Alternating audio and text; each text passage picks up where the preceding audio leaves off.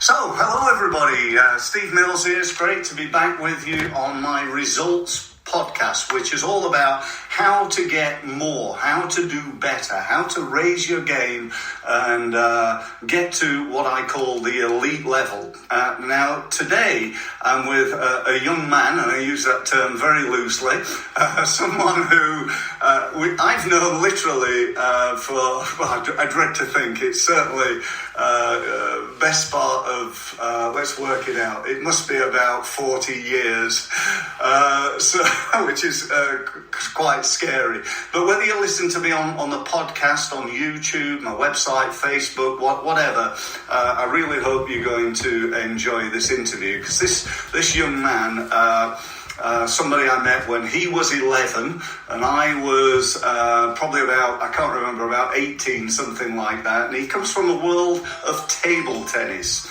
Some of you know that back years ago when dinosaurs roamed the earth, I was a pretty good table tennis player. I played full-time professionally for 10 years.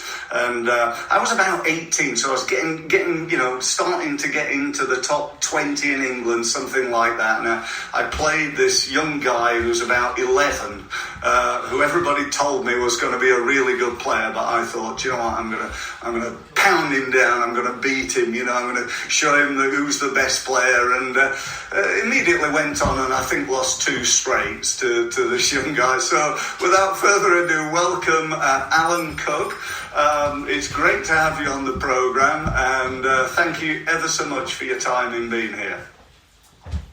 Morning, Steve. No, great to catch up with you again. We obviously spent a lot of time together in those early years, and unfortunately, life takes you in different routes. Yeah, sure.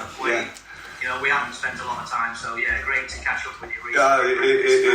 It's great to have you here. It really is. Do you want to just tell everybody a little bit about you? And I was trying to think. How many times was he English champion? I'm sure he was Commonwealth champion as well, and I know about the World Veteran Championships. So just give people an overview of what you did in your table tennis career and what you're doing now, if you would, please.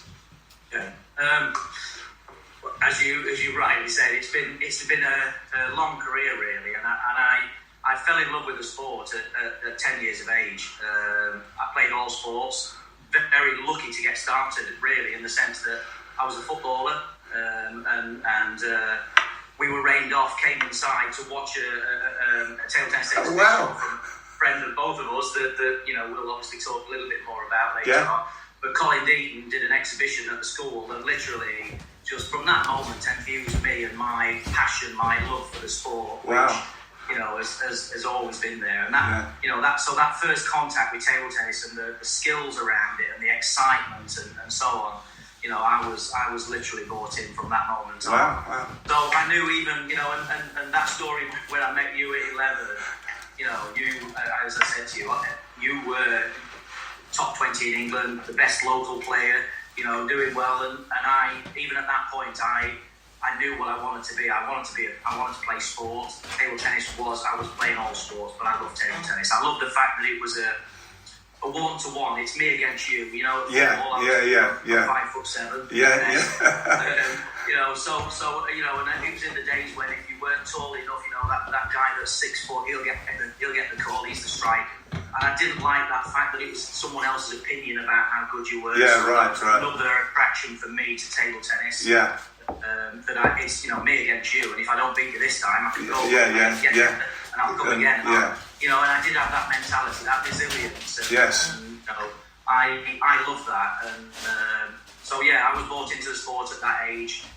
We obviously had an amazing experience together, which I think we're going to talk a little bit about. Yeah. We travelled doing exhibitions around the country, until eventually I turned professional.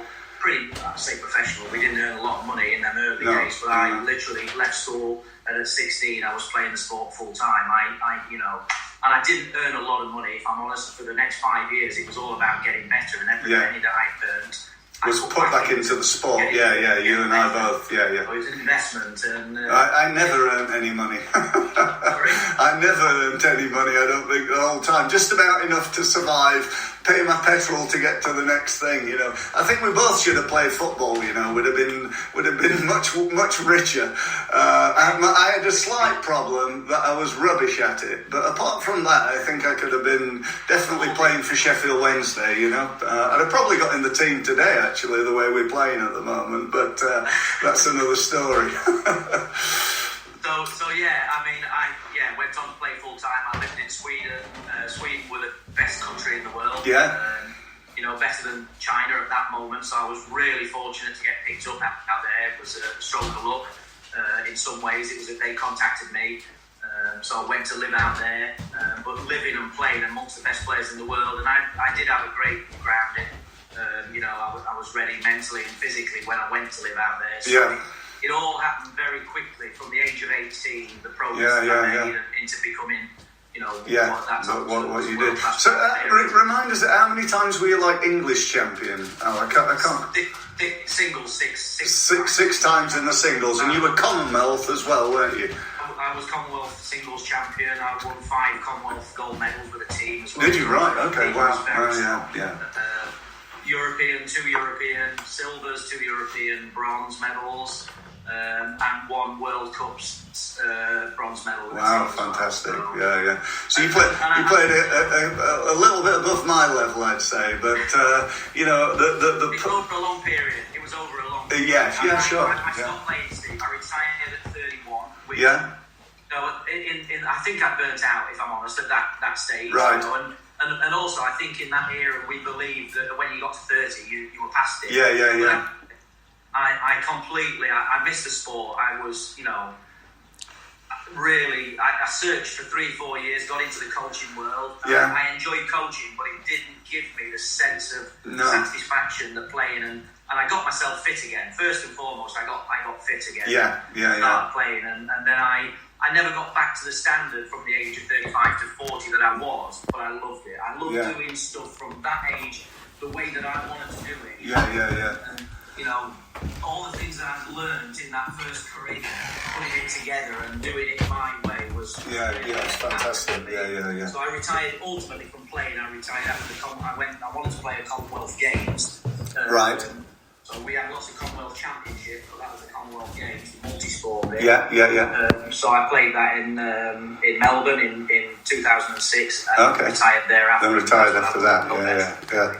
I remember John Hilton, who's a player that we both know, became European champion, telling me that you were the fittest person that he'd ever met. And that's quite a compliment coming from John, because he was he was as fit as a butcher's dog, wasn't he? He really was. He was a huge inspiration, Steve. Yeah. When he won the European Championships, he was 30. He was classed as old. Yeah.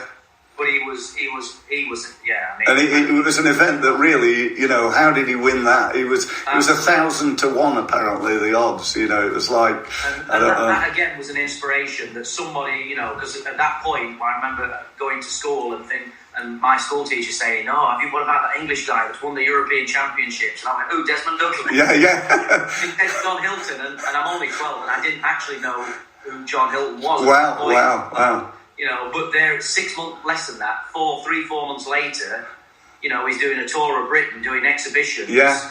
As European champion, and there I am, same as it was with you, playing against him. Yeah. It's fantastic. And he was again, a real hero of mine as a young player. Yeah, absolutely. Now, I wanted to come on and talk to you about again somebody who was a huge influence in your career, my career, and we all had so many people, didn't we? I know for you there was Derek Marples, who again, really helped me in my career too, and we had John and Nijek and loads of people that we knew and practiced with. Martin Kinsella, who we both know, who sadly passed away a little while ago. But one guy I'm sure stands out in amongst all of them, and that is, as I know you know who I'm going to talk about here, and that is Colin Deaton. Yeah, Colin. Wow, he. I think for me, the one thing Colin did is he gave me confidence. as a young man, I was quite a shy guy. I don't think I was that confident. And he gave me not only the confidence, but also the opportunity to play professionally. Both our dads helped us a lot in our careers, and we could sit here thanking everybody that helped us for ages. But I know for Colin, what Colin did for me, he gave me the opportunity to play full time by employing me to do table tennis exhibitions along with yourself and other people, to earn at least a reasonable amount of money so I could survive in a sport that really didn't pay a great deal of money. The other thing Colin did is in business. I always remember he used to say, one of his cliche sayings was, "Get selling. Get selling," and he always used to say that, and something I remember all these years later. Get selling, and I often talk to people now in business and say to them, look, get selling. Pick up. I literally say, pick up the bloody phone. Pick up the phone and get selling. Stop, doing the crap that doesn't work and start doing the stuff that does. And what's your recollection of Colin and the time we spent with him? A larger than life character. Yeah. Colin, we wouldn't be here talking. No, we wouldn't. No. Our lives massively, Mm-hmm. And as I said earlier, it was from the moment I first met Colin. He was one of them characters that, he introduced me to the sport. I was bought. I was sold into it. That was it. Yeah. The enthusiasm and so on. The personality that he brought to it was just, it was incredible. He was an amazing salesman and marketer, actually, wasn't he? Yeah, and I think the other key bit for you that you just picked up is the same for me, in the sense that the confidence that he gave you, it was always, you can do this. And I remember sat there listening, and Desmond Douglas was winning his 8th English championship, or whatever it was at that time, or and one day that could be you. In the corner, crapping me. Why not? Yeah. Maybe the other kids around me didn't see it like that, but I was the dreamer that did. And I think that's ultimately that's what you want kids to believe. That Absolutely. They can, not try to sell them a story that things that are impossible, but actually these things are possible. And always that seed, this is possible, this can be you. One of my memories, and you were there at the time, was and one of the reasons why I think I've spent a lot of my career being in front of people, talking to groups, talking to audiences, been all over the world, and Singapore and all sorts of places, speaking at big conferences in front of 1,000 people and so on, I remember being at the Pontins Holiday Centre at Canberra Sands, and we were just about to go out, you and I, to do a table tennis exhibition in front of about 5,000 people. And Colin was there, and Colin was always the MC on the microphone, introducing the players and talking and telling people about the game and so on. And there was an emergency phone call for him. Somebody needed to talk to him, and he said, "Right, Alan, you're going on. You're doing the challenges. Steve, you're going to do the microphone." Handed me the microphone. I had to walk out and talk in front of 5,000 people, and I have never been shitting myself as much in my life, to be honest. And I've always thought nothing ever could be. I got to talk for 40 minutes with like 30 seconds notice, and nothing could ever be more scary than that. So, and I think that was one of the things that was great about what we did as table tennis players. We got ourselves in front of thousands of people. I wonder how many people have watched you and I play table tennis. I dread to think it's probably, I don't know, maybe 1 million people have watched us over the years do exhibitions, and certainly we were often in front of 2, 3, 4, 5, 6,000 people at a time. And in sport, that's a real big thing, because it's tough to have the confidence to go out in a final of a major international tournament and have that belief in yourself. For me, in essence, I was a shy kid. I was always the one that was hiding away at the back, didn't want to answer the questions, Didn't particularly love school. I didn't hate it, but I hated it. I wasn't far away by the end because I knew what I wanted to do. But actually, the experiences that we had with Colin, as you said, on the spot, you're there talking. Instead of having a bat in your hand, you've got a microphone in your hand. Yeah. And I'm there leading this exhibition at 12 years old when I'm the star of the show.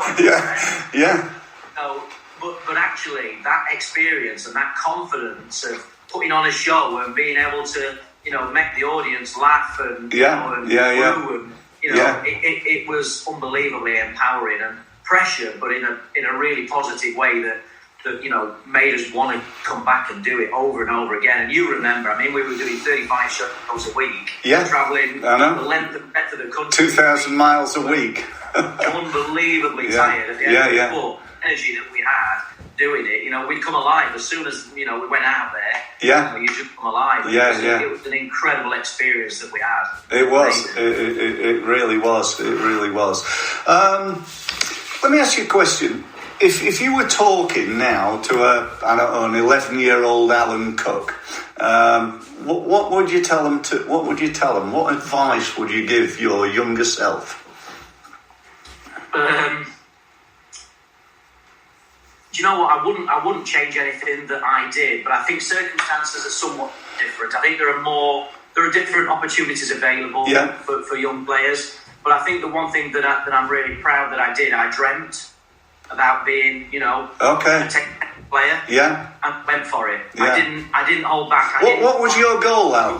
What was your goal? What were you trying to achieve? When I first set out, I wanted to just play the sport for a living. Did you? Right. Okay. Immerse myself and play every day. As I start to understand, actually I've got to earn a few pounds here. I've got to make some money. Otherwise this is indefinite. You can't do it. I had to be on their level. But actually, the thing that motivated me, Steve, was winning medals. Being in a team that could compete, because that eventually you get bored if you're going away and you're getting beat every week and you're not getting better. There's no signs of changing.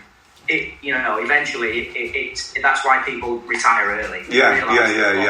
I did exactly that. I got to be about 28 and I thought, do you know what? I'm probably not going to get any better than this. Let's go and do something else now, and I do regret that in many ways, because I probably, could have stuck around for a few more years, and who knows, I was still in the top 10 in England at the time, and I just went from playing full time to, right, that's it, I'm not going to play anymore, and went on and did something else. And I think I probably do regret that. In your choices, a lot of people even now think that just going abroad, because Des was successful, when we went abroad, that's the man one. The reason that these guys were successful and I was successful is because we went abroad, we learned, we worked hard every day, we had a plan, and we adapted that plan as and when. So it's not just going to happen because you go abroad. No. Germany. You've got to be working in the right way with the right people. The right I went to Germany myself, as you probably remember, and played there. And I played for a reasonable team to start with in Mannheim. My biggest problem actually was the quality of the opposition. The players in my team, I was like head and shoulders the best player. And before, where I used to practice with yourself and John Hilton, Nigel Eckersley, people like that, I was playing with people that were at least as good as me, if not better than me, pretty much most of the time. And in Germany, I found that very difficult until I managed to get the opportunity to go and practice at Saarbrücken with people like Stellan Bengtsson and Georg Böhm and Peter Engel and people like that. And that was just, fantastic. We all lived together in an apartment block, and I used to just go and visit and spend a bit of time with those guys, and it was just awesome. Absolutely awesome. So one of the things I wanted to talk to you about as well is I really do believe, and I've always done so, that in sport and business, it's really about attitude, and if you're good at sport, then there's a good chance that if you bring that attitude, that belief, that enthusiasm, that goal setting, all the things that you need to be good at table tennis or football or whatever it is, if you bring that into business, you can be very successful in business. And I know, some of the players back in our day have gone on to be, just phenomenally successful in business. Some of them many, many millions and millions of pounds in income in their business. And just wonder what your thoughts were around that. I know you've stayed in table tennis, but I think that the key to being successful is around work hard, take action, believe in yourself, and so on. And it's the same in sport and business, isn't it? And I think you're right. You're far more qualified than I am, Steve. Like you said, I chose to stay in the sport and didn't go down that route. I know a lot of successful athletes have gone into the business. Yeah. Going into businesses and sharing the experiences they had in sport and the similarities that there are. I think you're right. The traits are very similar. The work ethic. Yeah. And not waiting to do tomorrow what can be done today. Yeah. I think that, and the resilience, Yeah. if you fail first time, I'll learn from that, I'll pick myself up and I'll try again. Yeah. I think there are so many traits, my small experience of talking with businesses and, and I run a summer school and it's on a very, very small scale. That's the business side of me. That's as much of the business as I do outside of the sport. But it is about that.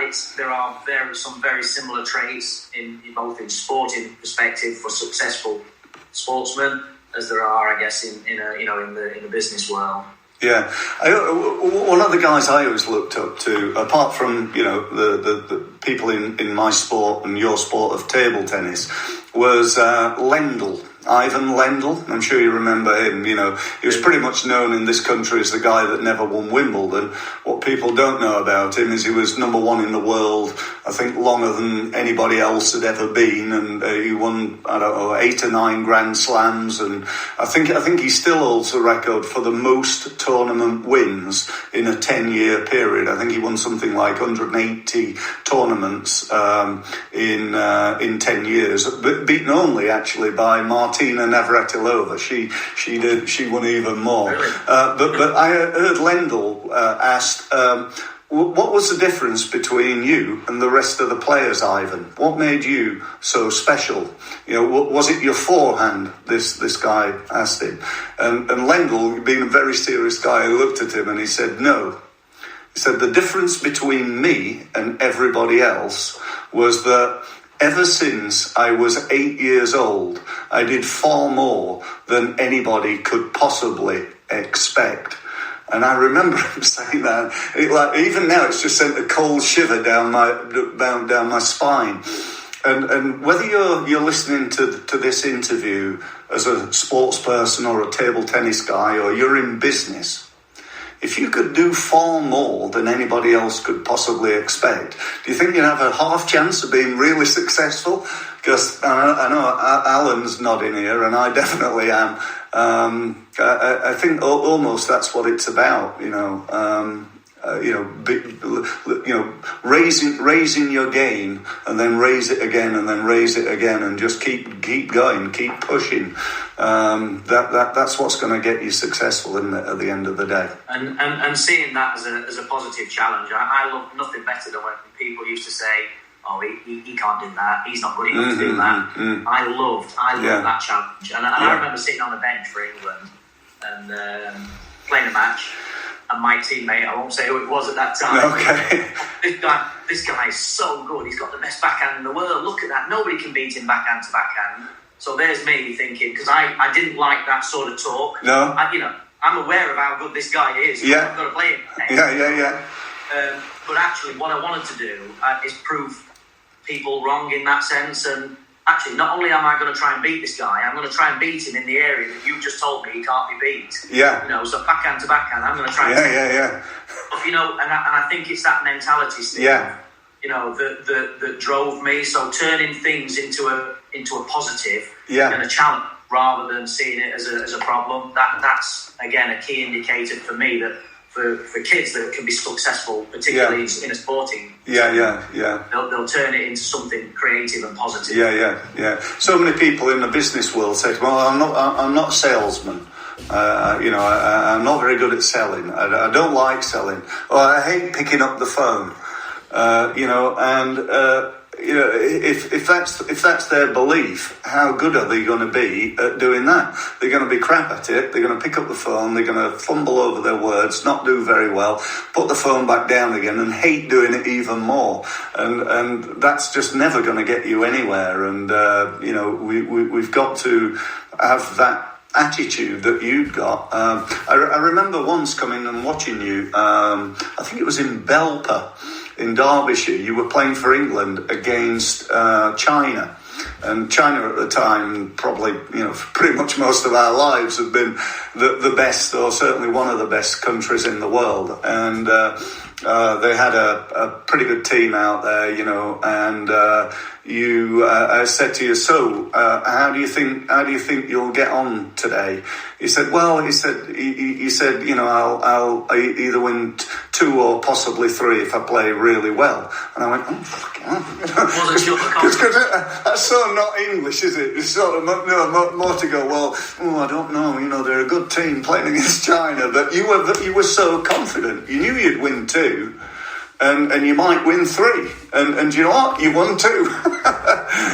Which maybe you should have said, "Oh yeah, I'm going to win 3. Yeah, I'll win 3, Steve. No problem, no problem at all." With a bit of experience, put yourself under pressure. No, but I admired that. It's something I remember. And this again, we're looking at. Whatever it was 30 years ago, and it's something I remember, and it's important. It comes back to the old thing: if you think you're going to win or think you're not, you're probably right. And you got to go out there believing you were going to win. Another friend of ours, Kevin Beardsley, often used to say to me, I used to go on the table against a player called Kenny Jackson, and he said, you never believed you were going to win, Steve. And I used to argue with Kev. I said, no, I do. But I think deep down inside, I didn't. I thought that, and I proved myself right many times. It's interesting, isn't it? Yeah. So we're sort of coming towards the end of the interview and our time together. I want to ask you about the future. Where what's the future for you, and what table tennis is something we're really passionate about. I'd love to know where you what's the objectives in terms of what you're doing, and how where you think table tennis can go as a sport, and maybe table tennis in England. Well, I mean, obviously I've been involved from being 16 years of age. Yeah. As an international player, and I've been involved in performance level right up to today. I'm probably involved in what I consider as the most interesting project that I've been involved in as a coach, which is developing our programs for the young players. We've also got more coaches in that setup than what we've ever had at the moment. And I'm loving it, Steve. It's a real challenge. We haven't got a structure certainly not like China or the Asian countries. No. So we're not going to produce a production line of players year on year in that sense. We just haven't got the volume and the kids that can give that much commitment. Even the best countries in Europe have obviously got clubs that can allow kids to play far more often at a higher level than what we've got. However, what we are starting to put in place now over a period of time is a system that's going to really give the kids that, with that mentality that I had as a young player and you had as a young player, those kids that want to get involved and want to try and find out how good they can become at the sport, there's now an opportunity. So for that 9, 10, 11-year-old that really wants to know how good they can be and what it's going to take, there's an opportunity for them. So I'm really enjoying being immersed in that project at the minute. Fantastic. and obviously at the top end of our game, I'm working with the coaches as well. And we've got, the men, Liam Pitchford is right at the top. What's he ranked now? It's about 10, is he, something like that? 12? He's about 12 in the world. He's very close to getting inside that top 10. Yeah. On his day, he is in there. He's proved that. He beat Marlon, didn't he? I remember a little while ago watching him on YouTube, and And he's a much more mature athlete person than he was a couple of years. He's learning rapidly. Yeah. And there is nothing stopping the likes of Liam going to an Olympic Games this summer, and being able to compete with every single player there on his day. One match at a time.